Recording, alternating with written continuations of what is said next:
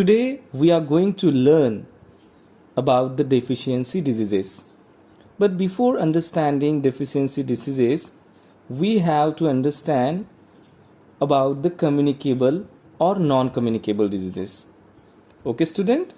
So first we are going to learn about communicable or infectious diseases. So what is meant by communicable diseases? Some diseases can be passed on from a sick person to another person. Such diseases are called infectious or communicable diseases. So in that, one person gets infected and it can pass that same disease to another one. Okay, so examples of communicable diseases: cholera, TB, which stands for tuberculosis, typhoid, swine flu, malaria, and common cold are infectious diseases. A person suffering from a communicable diseases can make healthy people sick. So, when a person having an infectious disease is shifted to a hospital for proper care. As you know this one very well. Yes? Okay. So now next, what is meant by non-communicable diseases? Diseases which do not spread from one person to another person are called non-communicable diseases. They are not caused by germs. Some non-communicable diseases, examples: diabetes, cancer, heart disease. So eating foods rich in fats can cause heart diseases. Excess amount of sugar in the daily diet can lead to diabetes. Smoking can also cause lung cancer. So these all are coming in the category of non-communicable diseases. And very important that the today's topic, that is deficiency diseases. What is meant by deficiency diseases?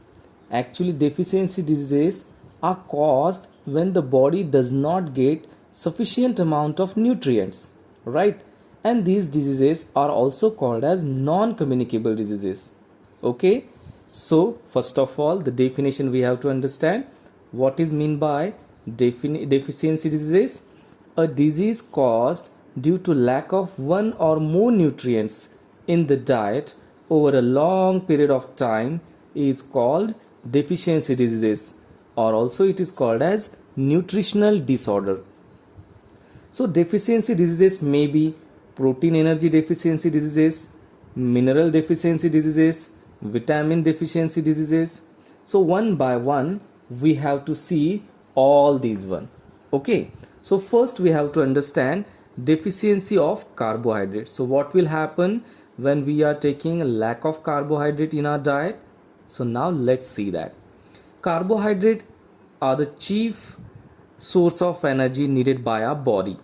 Most of this energy comes from carbohydrates present in the food. As you know that, which are the examples of this one? We know that rice, wheat, these are the carbohydrate rich foods. Yes, so then makka, jowar also is a carbohydrate rich food. A diet that contains less than the required amount of carbohydrates means taking less carbohydrates, and it is called as carbohydrate deficient diet. Means in that what will happen? A person might be carbohydrate deficient diet taking over a long period of time, and she may suffer from general weakness and lack of stamina.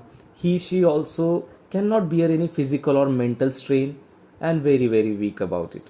So see student, when we are not taking carbohydrate after a long period of time, so then you have to face this one. So we have to balance this one. Okay, now next one, deficiency of fats. Like carbohydrates, as we have taken the example, fats also provide energy to the body.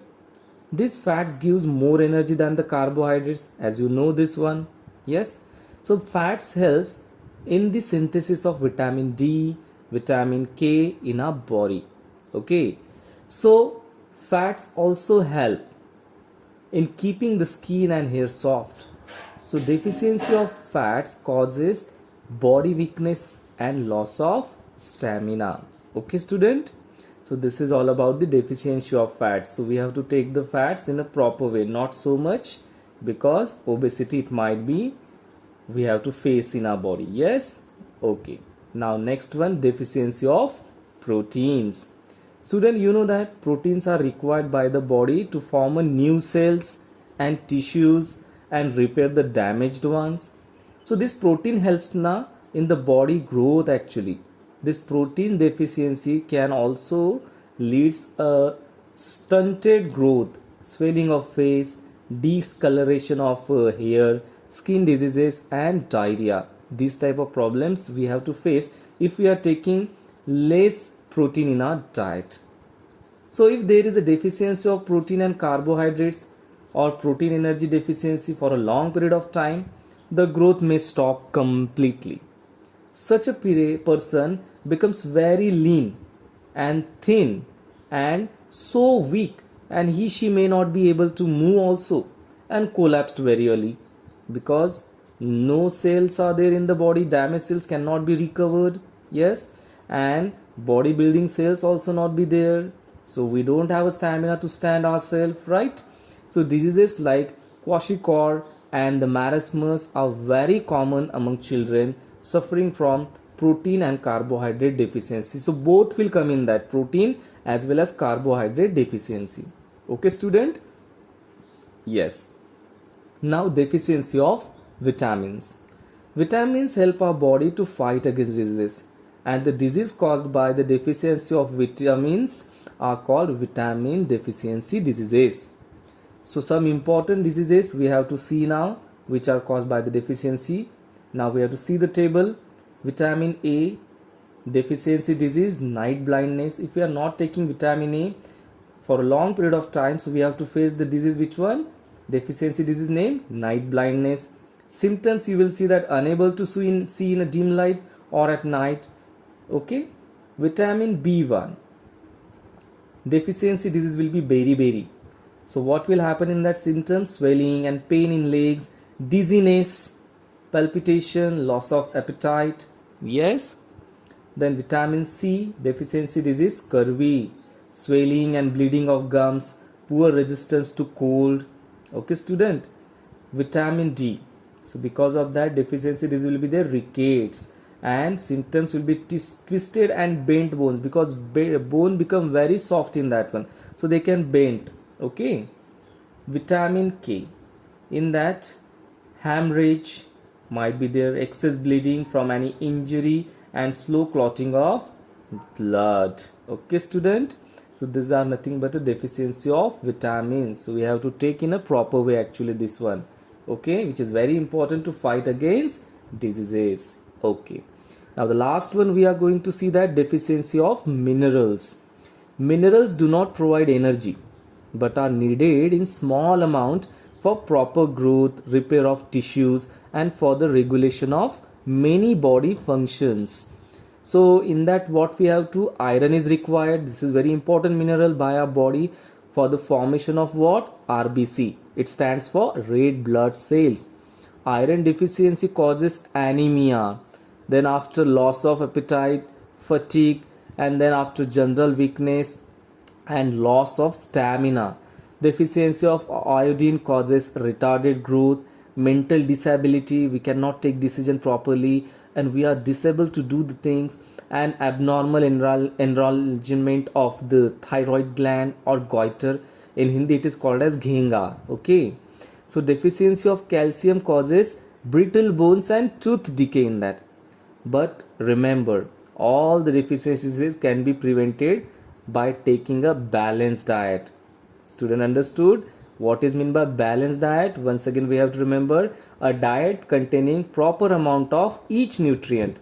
Each nutrients means carbohydrates, fats, vitamins, proteins, minerals in a proper amount, in a balanced way. So that is called as balanced diet. So if we are taking balanced diet, so we don't have to face such type of diseases, such type of problems.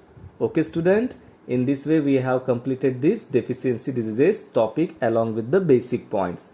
So have you understood? Yes, you have understood completely. Very well. Thank you student. Bye bye. Take care.